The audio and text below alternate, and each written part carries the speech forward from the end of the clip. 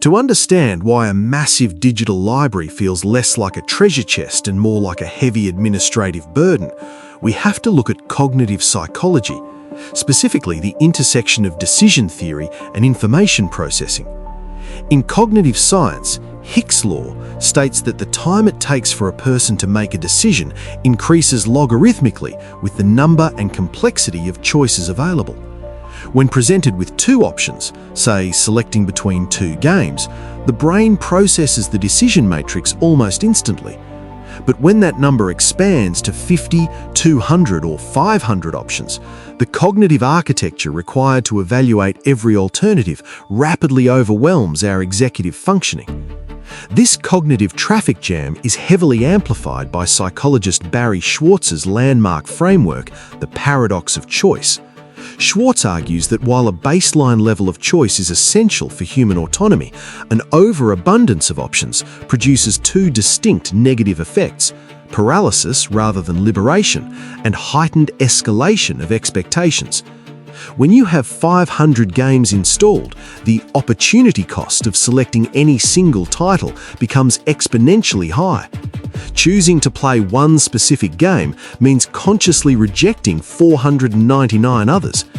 Your brain calculates the theoretical enjoyment you might lose by not selecting those other titles.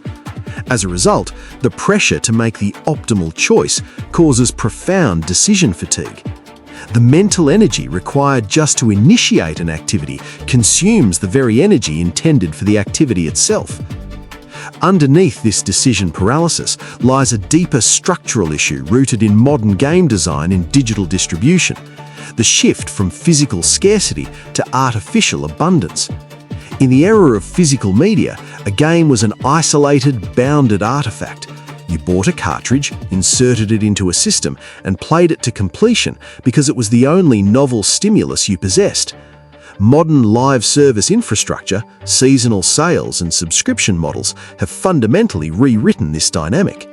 This creates a clash with loss aversion, the psychological principle established by Daniel Kahneman and Amos Tversky, which proves that the emotional pain of losing something is roughly twice as powerful as the pleasure of gaining an equivalent reward.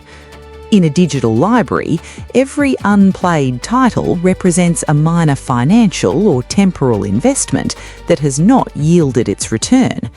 The backlog shifts from being a menu of fun options to a list of unpaid cognitive debts.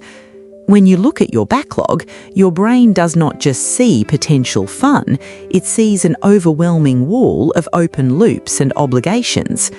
According to goal realization theory and the psychology of task completion, humans experience subtle cognitive distress when surrounded by unfinished commitments.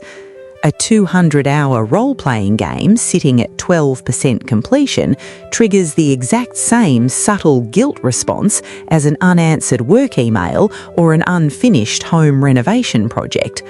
Because modern games are designed as massive, time-intensive operational commitments requiring dozens of hours of skill acquisition, starting a new title feels like taking on a second job. When faced with this perceived labour, the brain defaults to the path of least cognitive resistance.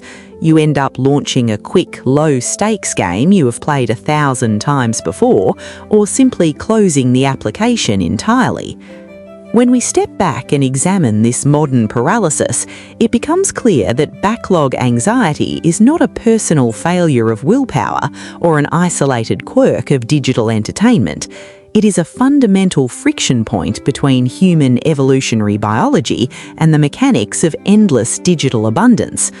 Our brains evolved in environments defined by scarcity, hard limits, and simple choice structures. We are simply not hardwired to process infinite, instantly accessible entertainment without experiencing a degree of cognitive overload.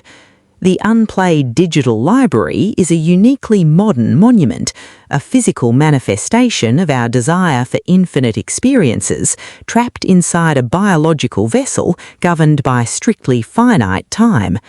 Recognizing that abundance itself can become a barrier to joy might just be the first step in closing the menu, picking one single world, and pressing start.